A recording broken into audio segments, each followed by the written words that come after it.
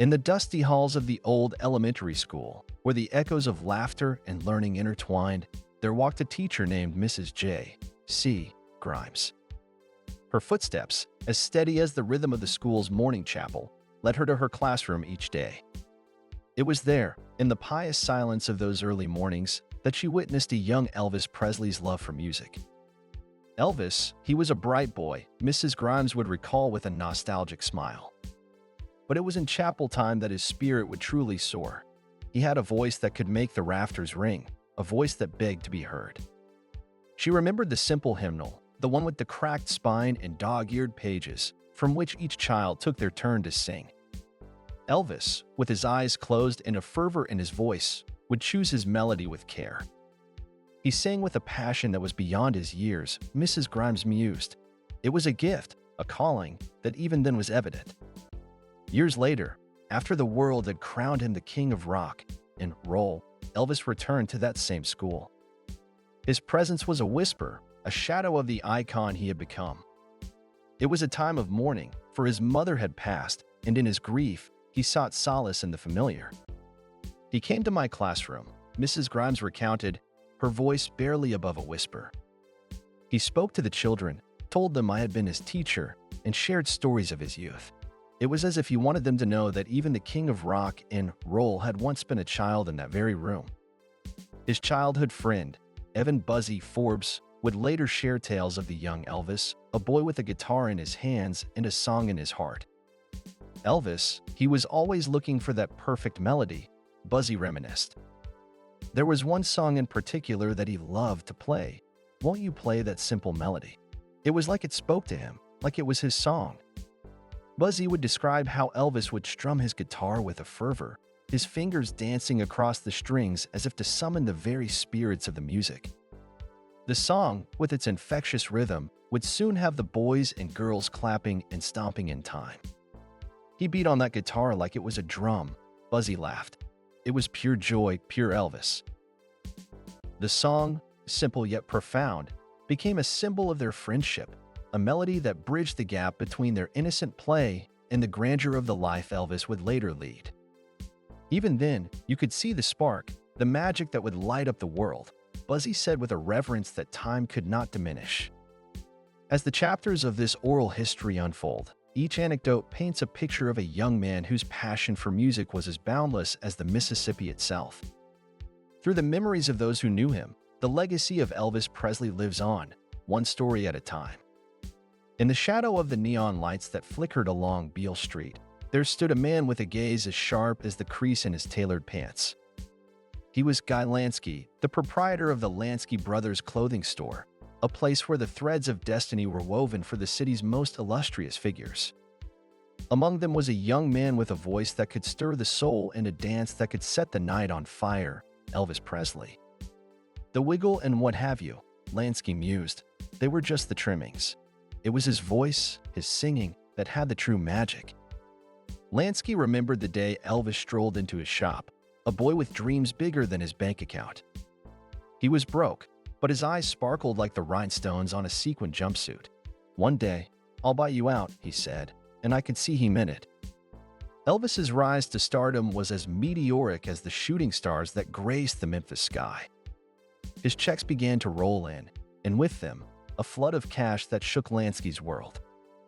Big money, Lansky repeated, and I had to keep the cash drawer full to service his hunger for threats. Meanwhile, James Tipler, the foreman at Crown Electric, where Elvis once worked, recalled a different side of the king. He was just a kid, sure of himself, Tipler said. But it was his kindness that struck me. He'd buy clothes for everyone, and I couldn't say no to that. And then there was Wanda Jackson, who toured with Elvis in the days when rock and roll was young. He drove a pink Cadillac, she reminisced, but he'd rather have the windows down, feeling the breeze, than the air conditioning that money could buy. Elvis Presley was a paradox, a man of simple pleasures and grand ambitions, a voice that could silence a crowd and a heart that beat for the world. His wiggle and his voice were the twin stars that guided his rise to fame, but it was his humanity that shone brightest in the memories of those who knew him. As the night on Beale Street grew long, the neon lights dimmed, and the echoes of Elvis's music faded into the distance, the stories remained. They were the threads that held the memories of a legend together, a testament to the life of a man who changed the course of music forever. In the heart of Memphis, the city that bore witness to his ascent, the legend of Elvis Presley lived on, as vibrant and enduring as the neon lights that never truly faded. In the dusty heart of Memphis, Tennessee, there lived a man named Sam Phillips, a music mogul with a keen ear for talent. His establishment, Sun Records, was known far and wide as the place where stars were born. Among the many tales of musical magic that echoed through its halls, the story of one Elvis Presley stands out as a legend of rock and roll lore. Elvis, a young man with a voice like molten gold and a heart full of dreams, walked into Sun Records one fateful day. Sam Phillips, with his sharp eyes and a vision that could see beyond the ordinary, recognized in Elvis a rare gift. But even as the world would soon learn, Elvis was not just a singer, he was a force of nature, a tornado of talent that would change the course of music forever. You remember Clyde McPhatter? Sam Phillips would later recount. Elvis thought Clyde had one of the greatest voices in the world. It was his magnetic presence, his ability to connect with people through his music. Before he appeared, they would not stock his record, said Bob Neal, Elvis's manager in those early days. The day after he appeared, they would be mobbed for his records, and that spread the gospel right there. Elvis's music was a revelation, and the world couldn't get enough of it. Off stage, Elvis was a whirlwind of energy, a restless soul who couldn't settle down. D.J. Fontana, his drummer, would recall the long nights on the road, where Elvis's excitement would keep them all awake. We'd get off a date at night and have to drive maybe 400 to 500 miles, and he was so keyed up he'd want to talk all night. So we'd stop the car at a restaurant, and me or Scotty or Bill, whoever's turn it was, would walk him down the road a mile or so. And then when the other two finished eating breakfast, we'd drive up ahead and pick up him and whoever was walking him. We were just trying to wear him out so we could get some sleep. Elvis was a phenomenon, a force of nature that swept across the nation, leaving swooning fans in his wake. His hips swayed to a rhythm that was all his own, and his voice crooned melodies that lingered in the minds of those who heard them.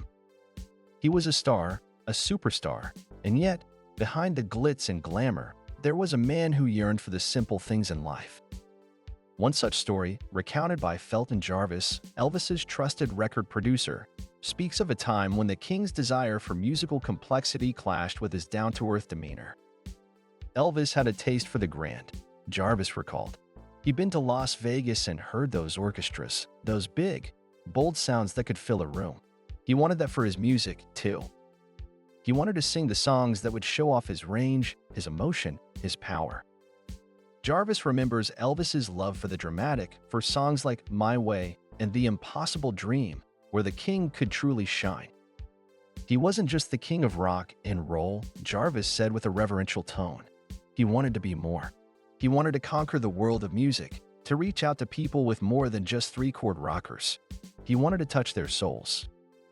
But it wasn't just his music that made Elvis special. It was the way he interacted with his fans, the way he could bring out the protectiveness in those around him. Jarvis shared a story of a young fan who, despite her motherly instincts, couldn't help but lecture the superstar on the importance of taking care of himself. Elvis, he listened, Jarvis said with a chuckle.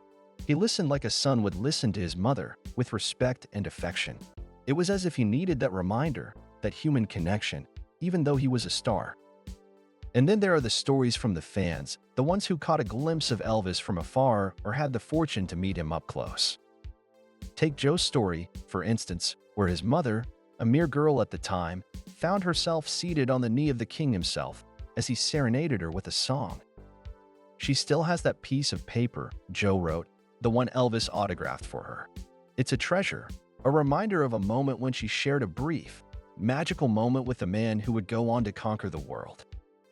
Elvis Presley's legacy lives on in the hearts of those who remember him, in the stories that are passed down from generation to generation.